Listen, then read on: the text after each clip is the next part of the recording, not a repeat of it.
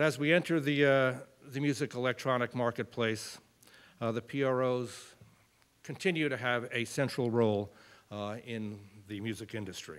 The PROs also are a source of organizational strength for the songwriters. They give the songwriters advice. They nurture their careers.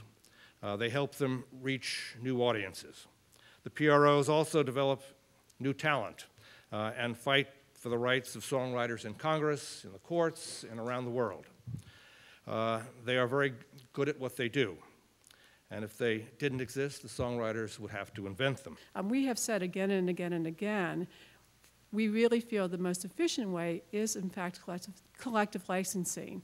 And the PROs are a model to follow, or at least to look to as you develop this paradigm for digital music. Technologically, the performing rights organization are the ones that have innovated the fastest, the most, have the largest databases, the greatest infrastructure to be able to perhaps evolve to the point where they could control and monitor and distribute. There are still the administrative challenges of needing to maintain rights in millions of titles from hundreds of thousands of songwriters and tens of thousands of music publishers.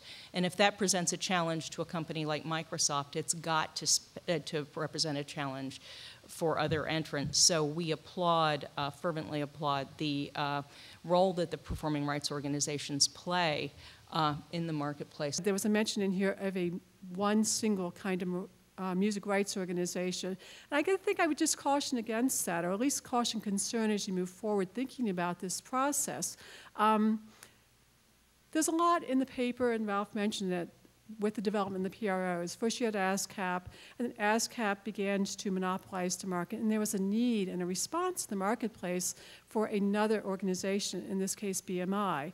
And they together developed the marketplace, offering competition, offering very viable, very effective competition, so that in the end, the authors and the copyright owners actually were the beneficiaries of that competition. The world is changing, changes in the air, here on Capitol Hill and elsewhere, and the performing rights organizations will change with the times. I mentioned copyright litigation, licensing, thinking of innovative new ways to market works on the internet. All of these are being done by the PROs.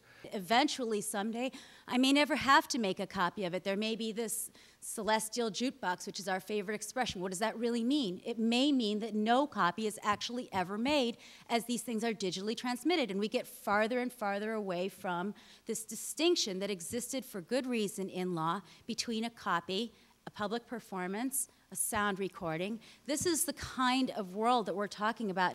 The world needs a different kind of mechanism to license music. Looking at the performing rights organizations, and for all the reasons Ralph articulated today in terms of their efficiencies, their economy of scales, their ability to manage huge amounts of data and have a database that can identify who the authors are, it seemed to make sense to let those organizations and any other organization that could provide that function to license more than just a performance right, to, when you are in the digital world, expand out that responsibility to license whatever rights are needed.